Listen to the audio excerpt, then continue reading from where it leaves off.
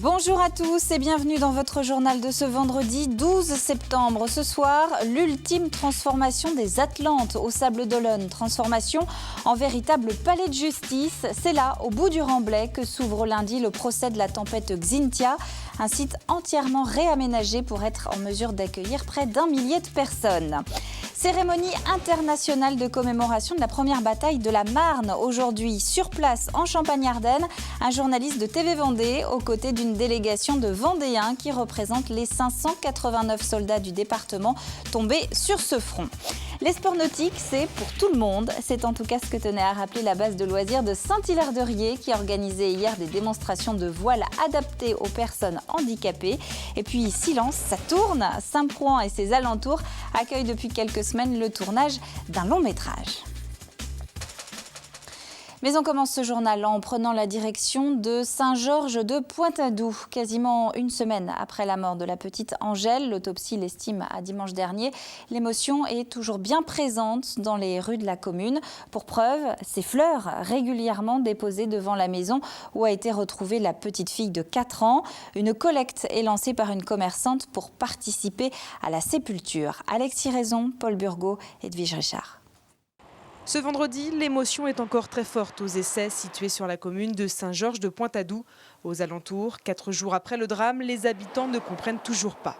Quand j'ai entendu ça, ici dans une petite commune, comme ça, vous savez que c'est un peu choquant, quoi. Moi je suis jeune maman, je m'imagine pas du tout faire ça. C'est ça qui est hallucinant, c'est qu'une mère puisse faire ça à son enfant, c'est horrible. On ne donne pas une vie pour la détruire après. C'est épouvantable de voir des choses comme ça. À la Motte-à-Char, ville voisine, la population se mobilise. La gérante d'un commerce du centre a mis une cagnotte à disposition de sa clientèle. Les fonds récoltés serviront à la sépulture de la petite Angèle. J'ai envie réellement d'accompagner cette petite fille. Ça nous arriverait à nous, ça peut arriver à n'importe qui. Voilà, il faut qu'on se mobilise, quoi. Un rassemblement est organisé jeudi prochain à 18h. Un rassemblement en blanc pour rendre hommage à la fille de 4 ans. Et puis du côté de la justice, la mère a donc été mise en examen mercredi soir pour meurtre et acte de torture ou de barbarie. Elle est depuis écrouée, tout comme son compagnon, qui devra répondre d'actes de torture. Ils encourent tous les deux la réclusion criminelle à perpétuité. L'ouverture de l'audience est prévue lundi après-midi, mais c'est déjà l'effervescence depuis ce midi au Palais des Congrès des Sables d'Olonne. Je vous rappelle le contexte.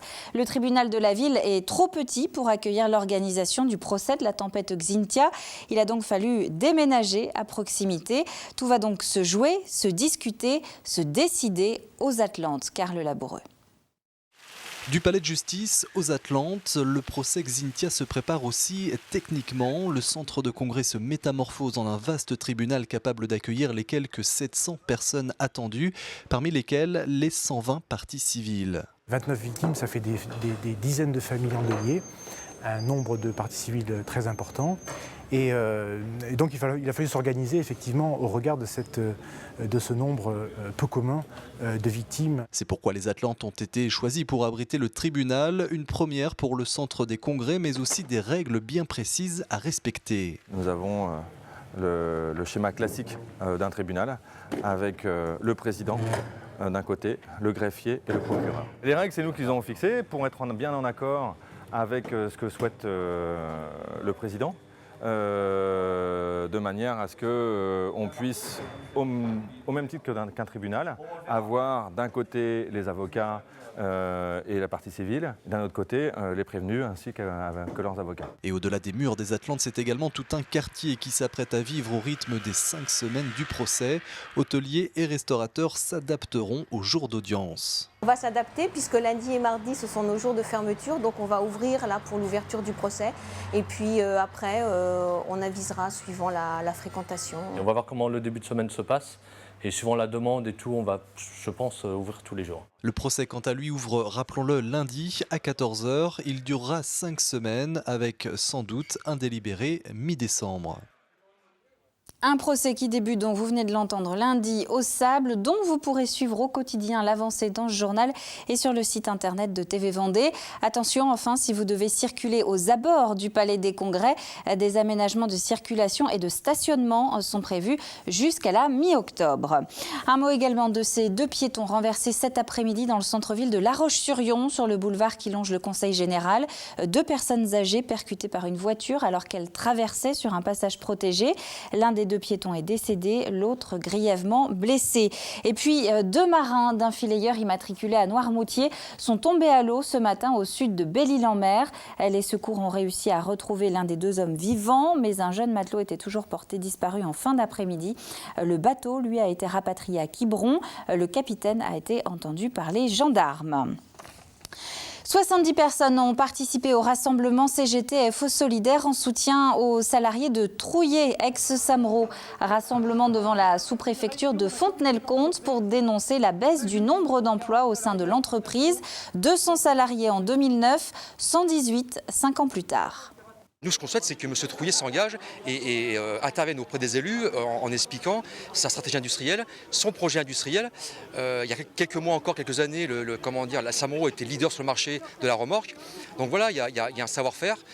Donc le salarié demande aussi à ce que soit respecté ce savoir-faire et à obtenir des réponses sur la manière dont M. Trouillet va développer sa stratégie industrielle. Un comité d'entreprise est donc prévu lundi, le 15 septembre. Les délégués du personnel de Trouillet comptent notamment en profiter pour demander l'accès aux documents sur la santé financière de l'entreprise. Politique à présent avec les sénatoriales du 28 septembre prochain. Les candidats avaient jusqu'à ce soir pour déposer leur liste en préfecture et c'est confirmé. On comptera donc 7 listes, 3 à droite, 3 à gauche et 1 pour le Front National. Ce soir, on va entendre la tête de liste du Front de gauche, Didier Herbé, et maire de Montreuil, près de Fontenay-le-Comte. Écoutez, il développe ses priorités. La priorité, le non-cumul des mandats et le nombre de mandats consécutifs. La réforme territoriale, qu'il faudrait revoir en concertation avec les élus. La mise en place du rythme scolaire aidé et financé par l'État et le gouvernement. Et puis le financement, pour donner des moyens financiers aux collectivités. Il y a besoin d'un renouveau. Un renouveau aussi bien d'hommes et de femmes, mais aussi proposer d'autres choix d'alternatives politiques. On va prendre maintenant la direction de la Champagne-Ardenne, à l'est de Paris. Depuis ce matin, on y commémore le centenaire de la première bataille de la Marne, les débuts de la Première Guerre mondiale. Une cérémonie à Mondement, très exactement, avec la présence notamment de Manuel Valls, François Hollande étant en Irak ce matin.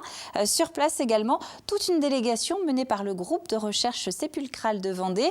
Quasiment tous ont un lien direct avec les soldats vendéens tombés sur ce front en septembre 1914. Et à leur côté, Grégoire de Châtillon qui nous raconte ce début de week-end commémoratif.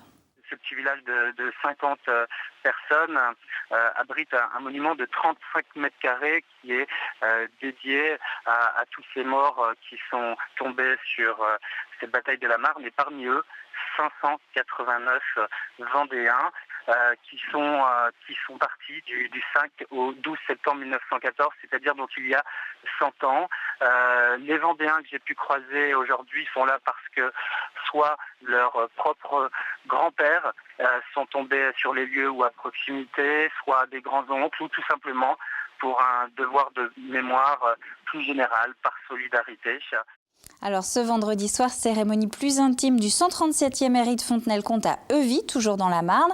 Enfin demain samedi, ce sera un petit peu le point d'orgue de ce déplacement vendéen. Commémoration à Normé puis à Fère-Champenoise, respectivement là où sont tombés exactement ces soldats vendéens et là où ils sont enterrés.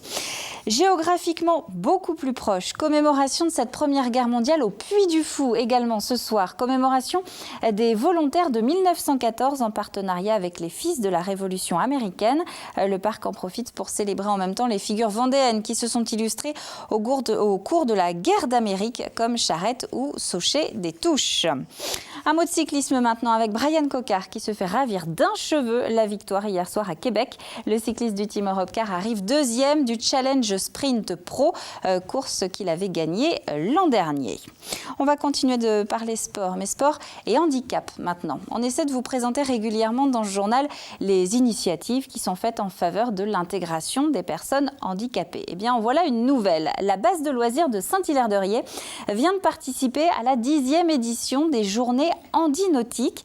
Au programme, voile et aviron pour un public à qui on ne le propose quasiment jamais. Edwige Richard. Allez, vas-y. Je te tiens. On te tient. Hop là! Pour Véronique, c'est déjà une première étape, réussir à s'installer dans le voilier malgré son handicap. Comme elle, aujourd'hui, ils sont une soixantaine à participer à cette journée de découverte.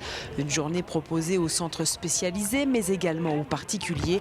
Et l'objectif de cette opération est bien d'inviter les personnes en situation de handicap à se surpasser. Beaucoup de personnes handicapées pensent qu'ils ne sont pas des sports pour eux. On fait des journées comme ça pour permettre aux personnes handicapées de se rendre compte qu'elles sont capables de faire ces activités. Comme c'est des nouvelles activités, il faut le temps qu'elles soient mises en place et que les personnes handicapées se rendent compte que c'est fait aussi pour elles. Et c'est d'ailleurs le cas pour Franck. C'est avec beaucoup d'appréhension qu'il a débuté cette journée. Mais après quelques essais sur l'eau en duo, il s'est lancé sur un autre voilier, mais cette fois en solitaire. Pour cet homme sportif, c'est donc une nouvelle victoire. Parce que c'est quand même plaisant. Et ça permet de s'évader un peu. Puis là, on est tout seul aux commandes, donc ça permet que... Ça veut dire qu'on arrive à avoir une certaine autonomie, malgré tout. Aujourd'hui, sur la base nautique de Saint-Hilaire-de-Riez, Franck aura été le seul à partir en solitaire. Mais qu'importe, l'essentiel était surtout de se faire plaisir. Yes! On a fait du bateau toute la journée, c'était super, ça m'a beaucoup plu. J'ai vraiment aimé. C'est la première fois que j'en allé sur un lac. C'est vraiment splendide.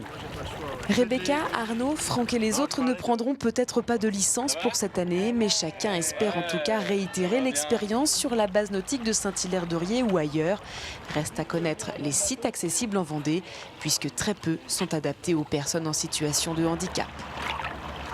Et prochaine escale pour ces journées handinautiques, ce sera le 7 octobre à Saint-Nazaire. Et puis les Vendétech participent de leur côté à la quinzaine du handicap. L'idée, c'est à la fois de sensibiliser les valides au handicap et pour les non-valides, de leur faciliter l'accès à l'offre de ces médiathèques départementales.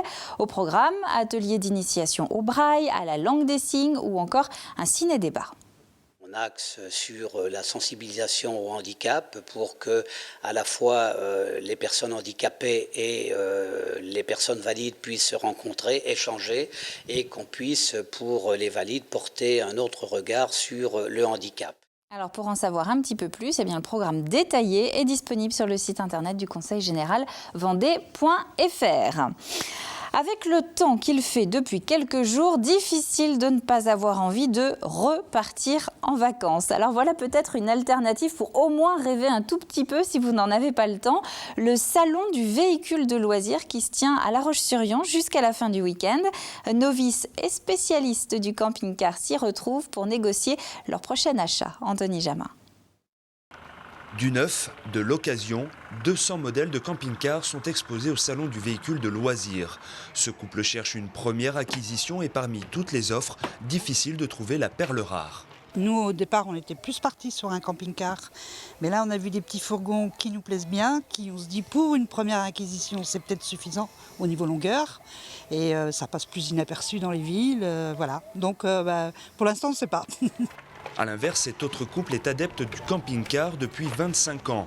La liste de critères pour renouveler l'ancien véhicule est donc très précise. Je recherche la télé à hauteur de vue. Je ne veux plus de télé en haut parce que les cervicales, ça casse le cou. Le lit central, la douche séparée des WC, coin toilette. Une cuisine très fonctionnelle.